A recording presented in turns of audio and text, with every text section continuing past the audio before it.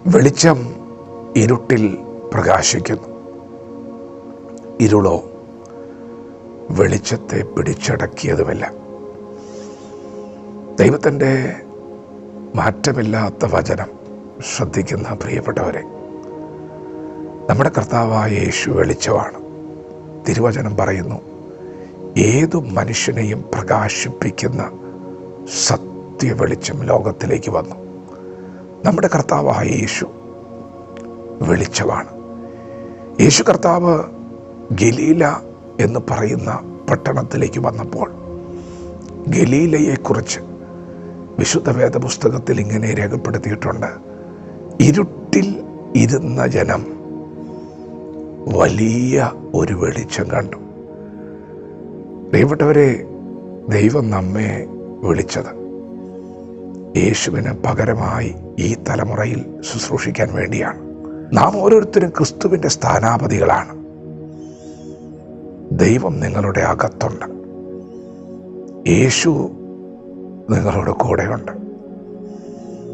നിങ്ങളുടെ അകത്ത് വചനമുണ്ടെങ്കിൽ നിങ്ങളുടെ അകത്ത് ദൈവമുണ്ട്. വചനമുണ്ടെങ്കിൽ വെളിച്ചമുണ്ട്. ദൈവം നമ്മെ വിളിച്ചത് ഇരുട്ടിൽ പ്രകാശിക്കാനാണ്. ഇരുട്ടിൽ പ്രകാശിക്കാൻ ദൈവം നിങ്ങളാക്കി വച്ചിരിക്കുകയാണ്. എന്താണ് ഇരുട്ടെന്നറിയാമോ? നമ്മളൊരു വൃക്ഷത്തെ തിരിച്ചറിയുന്നത് അതിൻ്റെ ഫലം കൊണ്ടാണ്, അല്ലേ? അങ്ങനെ തന്നെ യേശു പറഞ്ഞത്, വൃക്ഷത്തെ ഫലം കൊണ്ടാണ് തിരിച്ചറിയുന്നത്. അങ്ങനെയാണെങ്കിൽ ഇരുട്ടിനെ എങ്ങനെ തിരിച്ചറിയാം? ഇരുട്ടിൻ്റെ പ്രവൃത്തികളിലൂടെ, ഇരുളിൻ്റെ പ്രവൃത്തികളിൽ വെളിപ്പെട്ടു വരുന്ന ഫലങ്ങളിലൂടെ നമുക്കിരുട്ടിനെ കാണാം. അതൊരു സ്വഭാവമാണ്.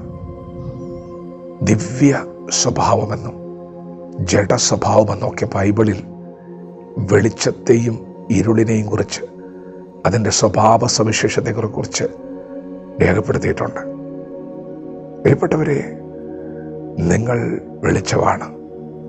നിങ്ങളുടെ അകത്ത് വചനമുണ്ട്. നിങ്ങളുടെ അകത്ത് ദൈവമുണ്ട്. നിങ്ങളോടൊരാൾ ശകാരിച്ചാൽ നിങ്ങൾ തിരിച്ച് മൗനം പാലിക്കുന്നത് വെളിച്ചമാണ്. നിങ്ങളോടൊരാൾ ദോഷം പ്രവർത്തിച്ചാൽ നിങ്ങൾ തിരിച്ച് ദോഷം പ്രവർത്തിക്കാതെ ശാന്തമാകുന്നത് വെളിച്ചമാണ്. ദിവ്യ സ്വഭാവമാണ് വെളിച്ചം. വെളിച്ചത്തിൻ്റെ ഫലം കൊണ്ടാണ് നാം വെളിച്ചത്തെ അളക്കുന്നത്.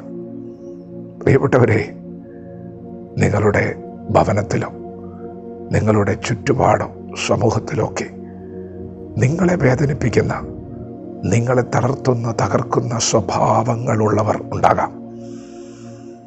അത് ഇരുട്ടിനെ കാണിക്കുകയാണ്.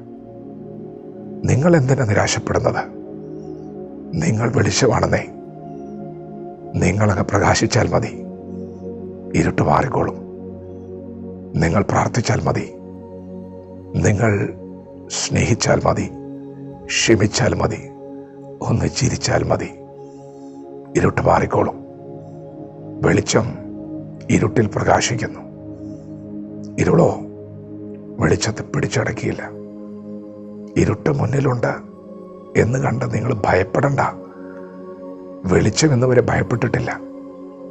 വെളിച്ചത്തെ കണ്ട് ഇരുട്ട് ഓടിപ്പോയ ചരിത്രമേ ഉള്ളൂ. നിങ്ങളുടെ അകത്ത് വെളിച്ചമുണ്ട്.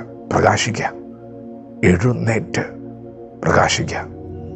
നിങ്ങൾ സംസാരിച്ചാൽ ആ പ്രശ്നം പരിഹരിക്കപ്പെടും. നിങ്ങളൊന്ന് കരം കൊടുത്താൽ മതി. ആ വിഷയത്തിൻ്റെ നടുവിൽ ഒരു ശാന്തതയുണ്ടാകും. നിങ്ങളിലാണ് വെളിച്ചമിരിക്കുന്നത്.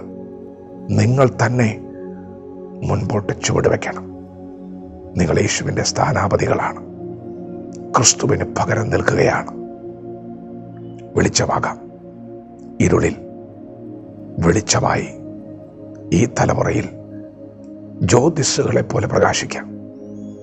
വചനത്തോട് പ്രതികരിക്കാം. ദൈവം നമ്മെ ഓരോരുത്തരെയും പകൽ അനുഗ്രഹിക്കുമാറാകട്ടെ. ആമേൻ.